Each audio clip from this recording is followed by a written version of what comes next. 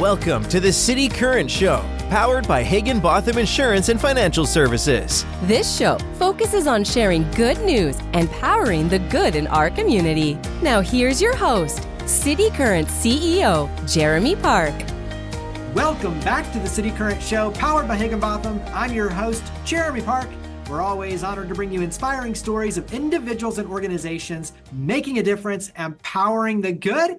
And that's why we're honored to be talking about World Relief Memphis. We're joined by PJ Moore, Executive Director, and Dr. Wayne Denny, Church and Community Engagement Director with World Relief Memphis. How are you two doing? Doing well, Jeremy. Thanks for having us on. Yeah, really excited to be here and to be able to talk with you today. Well, you all do tremendous good. And so let's go ahead and dive in. PJ, give us some background. When you talk about World Relief working internationally, give us some perspective, and then we'll carry that into working here in Memphis. Yeah, I think one way to explain World Relief globally and in Memphis is to talk about our origin story. And that story is one of compassion and generosity. There's a church up in Boston that saw what was happening after World War II in the 1940s and were overwhelmed by what they were seeing on TV or on the news clips that were coming back to the United States. And they were overwhelmed and they thought, let's lean in, let's make a difference. And they pulled together some resources and sent those over for the war relief, which later gave us the name as we were coming together, World Relief. And that is a very similar story to how we got started in Memphis. A number of churches got together and said, we want to make a difference in our city among newcomers. And they invited our office, our organization to the city to help engage churches as a Christian organization that we are, as well as other community partners across the city to help welcome newcomers arriving to our city to really make a difference and see our city rise together. This will carry us over into a deeper dive on what you do, but talk about that partnership, that collaboration, that foundation of working with and through the churches and the faith community. Sure. So a huge part of what we do is engaging the church and the community.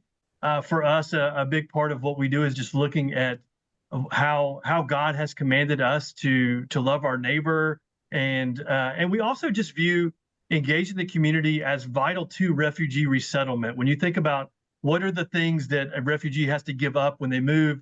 Some of it can be giving up a house, giving up a car, giving up the job they had, the business they started, but it's also their community and their social connections. And I know for me, I remember I moved to another country once. It was a voluntary move, so drastically easier. But one of the moments that's just etched in my mind is a friend of mine who came and sat in my kitchen when my grandmother had passed away and I couldn't go back for the funeral. And that community connection is just one of the most memorable conversations I've ever had in my life, is just my friend Pierre-Yves who came and sat with me. And so a huge part of what we want to do is to engage the community and specifically engage churches in this work. When you talk about the importance of engaging and bringing, newcomers to our community and immersing them in community and culture and a group of caring individuals around them and families, why is that focus on immigration such an important opportunity for our community? When you look at what is going on in the world with a lot of the global crises that exist, the most recent global trends in displacement report that came out from the United Nations High Commissioner report indicated that there were 117 million displaced people. Some of those are displaced within their own country, but 117 million people who have been forced to leave where they are from. And in 2023 alone, that number came to about 24,000 new people every single day who were displaced, which is more than the FedEx Forum. And so that's just an incredible global crisis that's happening. And one of the exciting things that we have with World Relief and for Memphis is World Relief is one of the 10 resettlement agencies that the State Department partners up with to respond to the global crisis on a systemic level.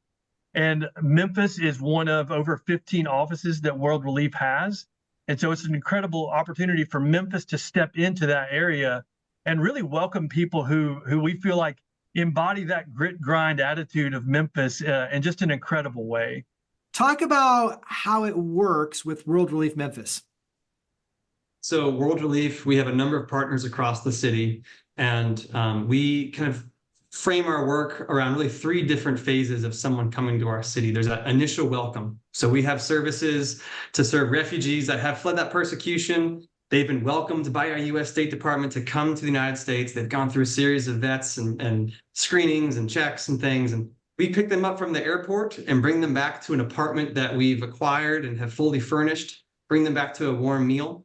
And so we have tons of partners in housing and donors that and from the community that help us furnish apartments and homes for families, and really providing that warm kind of Memphis hospitality that we're famous for. And so then that family is on a journey towards stability and integration. So things like housing, helping their kids get enrolled in school, kind of learning some of the culture of the United States and of Memphis in particular. Then we have some stability programming, helping individuals find jobs among our over 100 employer partners over the last 12 years. We have programming in English classes and mentoring for our youth. We have different types of classes and orientations that families walk through. But really the meat of our work, really where we feel like our mission kind of flourishes, is through inviting volunteers to engage relationally. And there's a lot of ways to engage that I think Wayne can share a bit more about.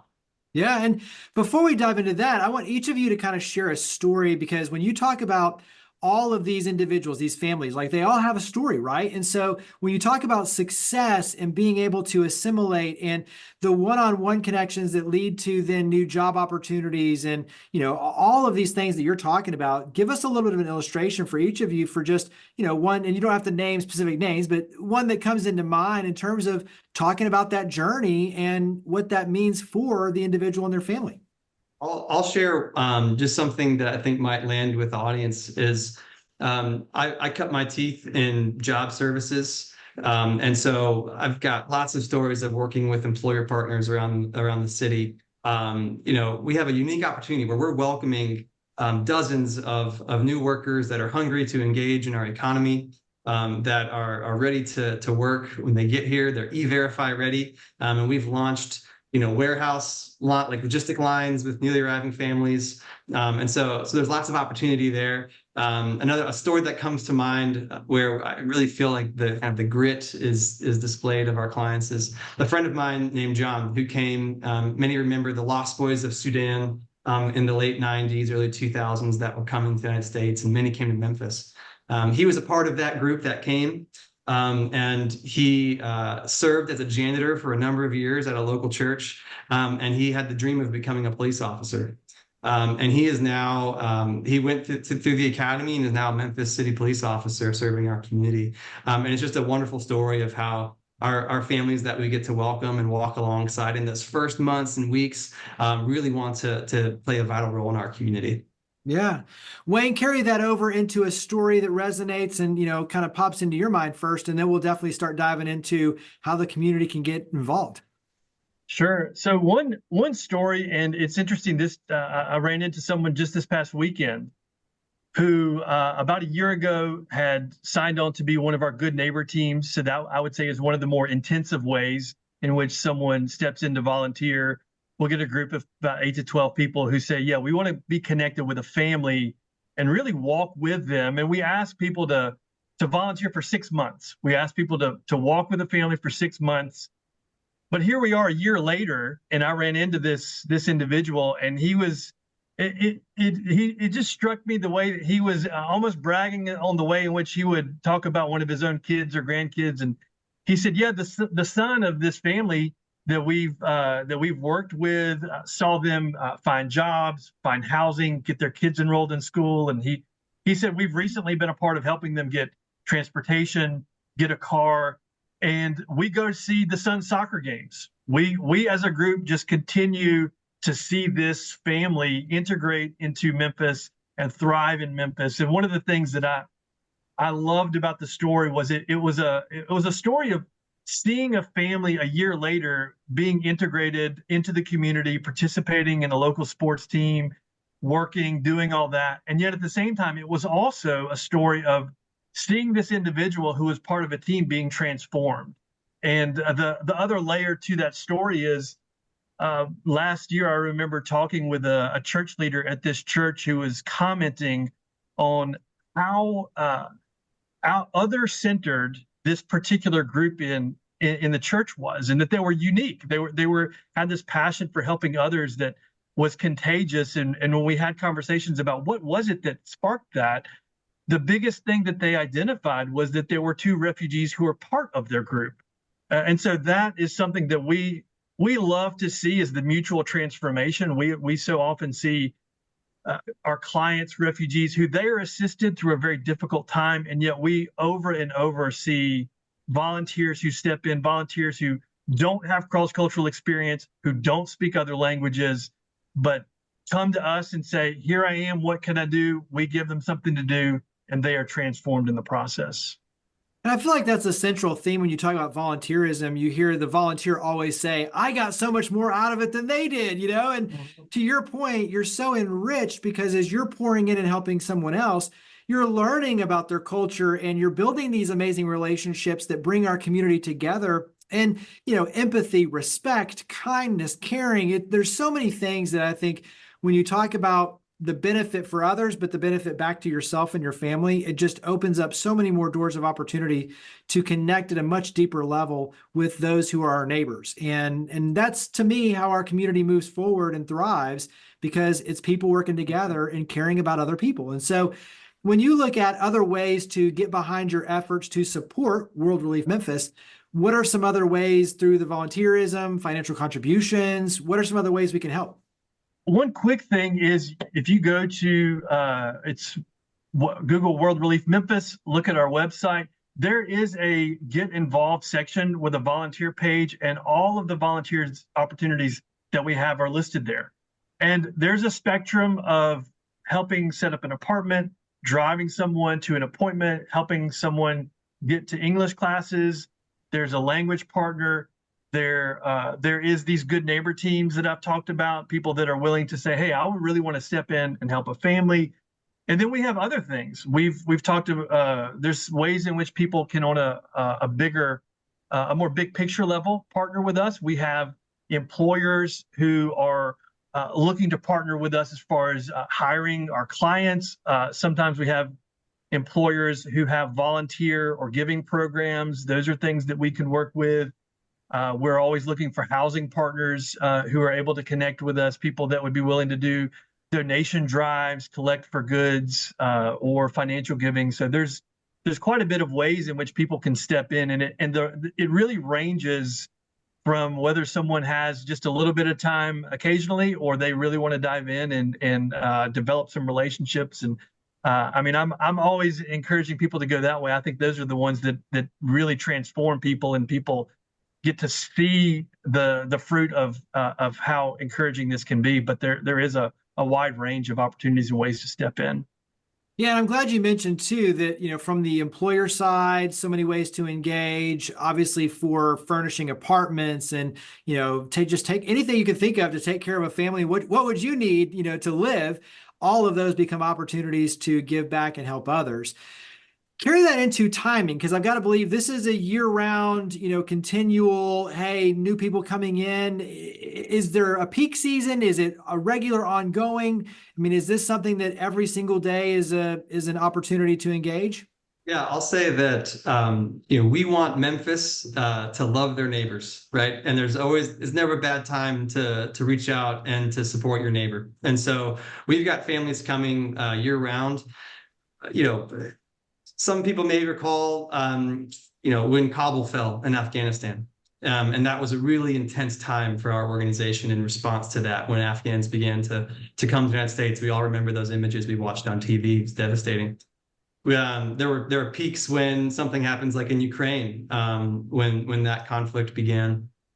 So there are definitely seasons that are busier, but you know, the reality is if individuals are seeing things on the news and they're wondering, or maybe they're overwhelmed, how could I ever make a difference? The answer is you can make a difference here in Memphis by going across the street and knocking on your neighbor's door. Give us a call. We'll help you understand which door to knock on, and you can welcome the nations alongside us. And so, yeah, but it's a year-round gig. Yeah, and that's an awesome way of putting it, PJ. So nice. So wrap up with contact information. So website, social media, where do we go to connect with you? Obviously here locally, where do we go to learn more and get involved with World Relief Memphis? Yeah, people can connect with us through our website at worldrelief.org/Memphis. Our socials are WR Memphis or World Relief Memphis. They can look us up. We have a team of volunteer coordinators, outreach staff that are ready to receive those emails, those phone calls, those messages through social media, and we'd love to connect with you. And we really want people to ask, what have I been given that I could give away? Where am I passionate? Where can I make a difference? And we'd love to connect with you. And maybe that's at World Relief, or we can connect with another partner of ours. Once again, PJ Moore, Executive Director of World Relief Memphis, Dr. Wayne Denny, Church and Community Engagement Director. Thank you for all you and your amazing team do to power the good. Thank you for coming on the show. Thanks for having us, Jeremy. Thank you so much. Really enjoyed this. Higginbotham Insurance and Financial Services is proud to power the City Current Show. We're a people-first company that protects what matters most, the families, businesses, and trailblazers that keep our community going. As one of the nation's top independent insurance firms, Higginbotham is a single-source solution for business insurance, employee benefits, HR services, and personal insurance that's customized for you. We're here to serve you, the people you care about, and your community. Call 866-377-1959 or visit higginbotham.com.